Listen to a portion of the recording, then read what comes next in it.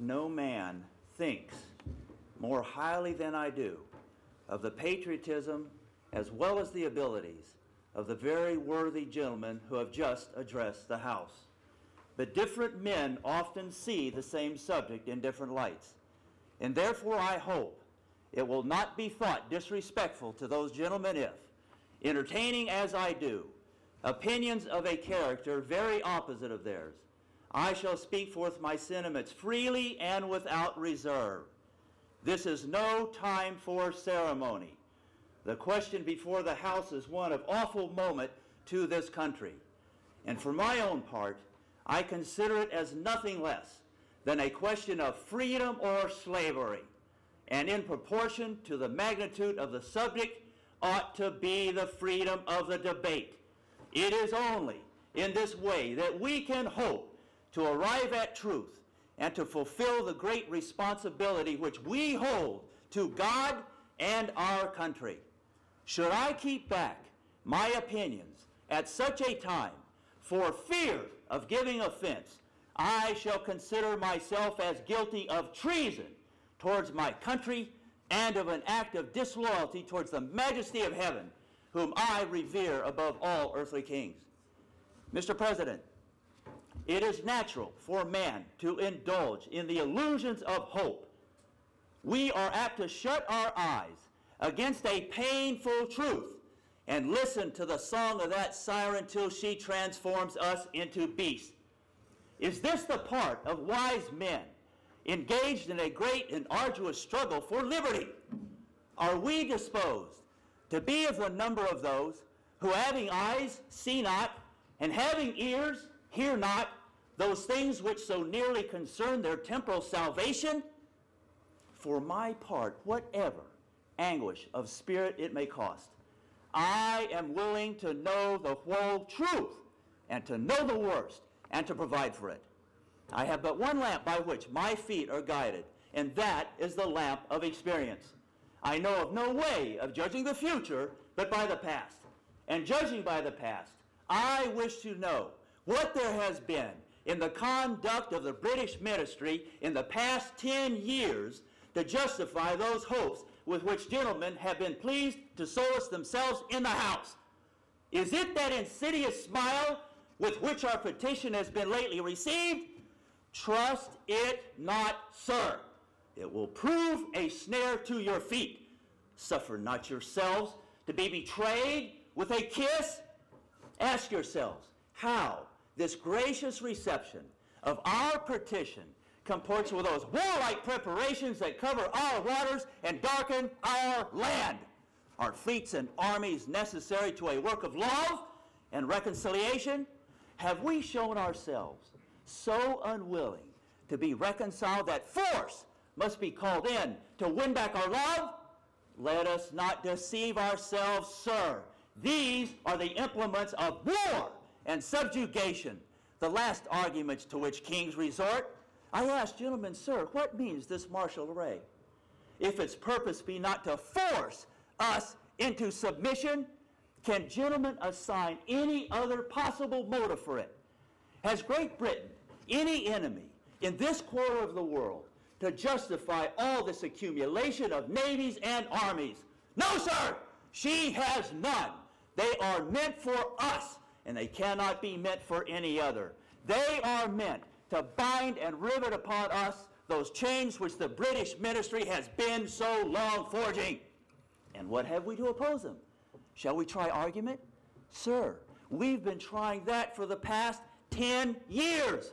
Have we anything new to offer upon the subject? Nothing! We have held the subject up in every light of which it is capable, and it has been all in vain. Shall we resort to entreaty and humble supplication? What terms shall we find which have not been already exhausted? Let us not, I beseech you, sir, deceive ourselves. We have done everything that could be done to avert the storm that is now coming on. We have petitioned. We have remonstrated. We have supplicated.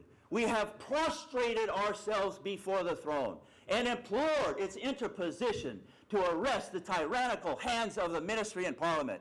Our petitions have been slighted. Our remonstrances have produced additional violence and insult.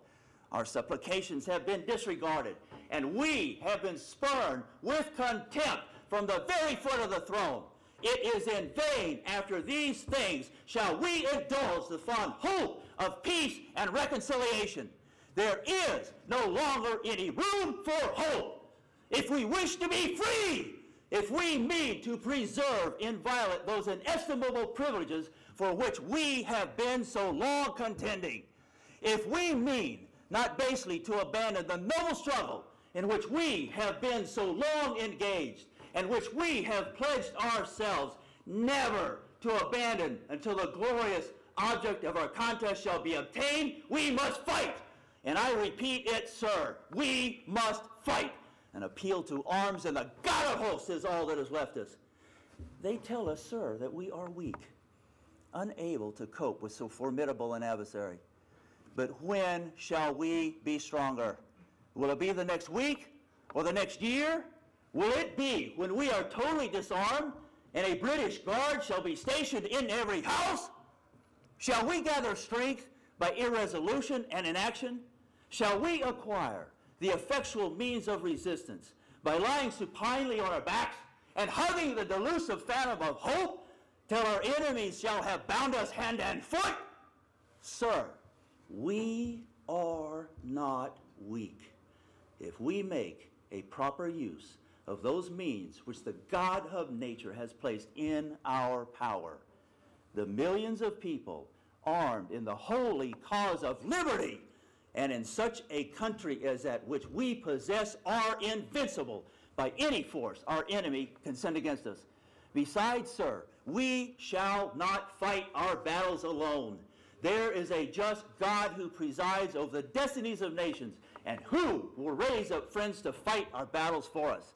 The battle, sir, is not to the strong alone. It's to the vigilant, the active, the brave.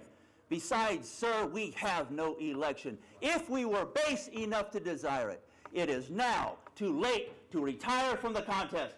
There is no retreat but in submission and slavery. Our chains are forged. Their clanking may be heard on the plains of Boston. The war is inevitable, and let it come. And I repeat it, sir, let it come. It is in vain, sir, to extenuate the matter. Gentlemen may cry, peace, peace, when there is no peace. The war has actually begun. The next gale that sweeps from the north will bring to our ears the clash of resounding arms. Our brethren are already in the field. Why stand we here idle? What is it that gentlemen wish? What would they have? Is life so dear and peace so sweet to be purchased at the price of chains and slavery? Forbid it, Almighty God. I know not what course others may take, but as for me, give me liberty or give me death. Are you with me? Are you with me? Would you vote for the militia?